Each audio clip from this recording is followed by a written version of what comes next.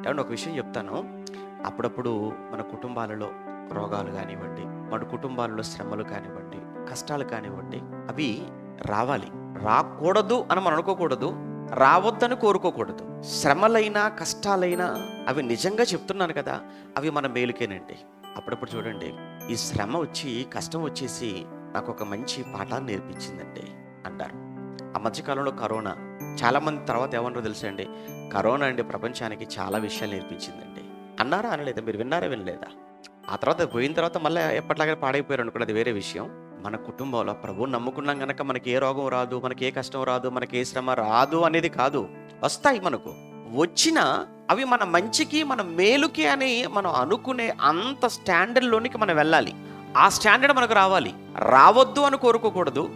వచ్చిన తర్వాత దీని నుంచి దేవుడు నాకు ఏదో పాఠం నేర్పించడానికి, దీని వెనకాల దేవుడు దాచిన మేలు ఏదో ఉంది. అందుకే దేవుడు అనుమతి ఇచ్చాడు. కనుక ఒకవేళ నీకే కావచ్చు, నీ భార్యకే కావచ్చు, నీ పిల్లలకే కావచ్చు, అది ఆరోగ్యపరంగా కావచ్చు, ఆర్థిక పరంగా కావచ్చు, మరి ఏ రూపంలోనైనా ఏదైనా కష్టం వచ్చింది అన్నప్పుడు, ఈ కష్టం వెనుక దేవుడు నాకు ఏదో ఒక పాఠం ఒకటి. రెండోది దేవుడు ఎందుకు ఇస్తుంటాడు అని అంటే, ఒకవేళ మనం ఓవర్ అయిపోతున్నాం అనుకో, లాగి గట్టిగా ఒకటి కొట్టి తగ్గు అని చెప్పడానికి కూడా ఇస్తుంటాడు. నిజమే అది.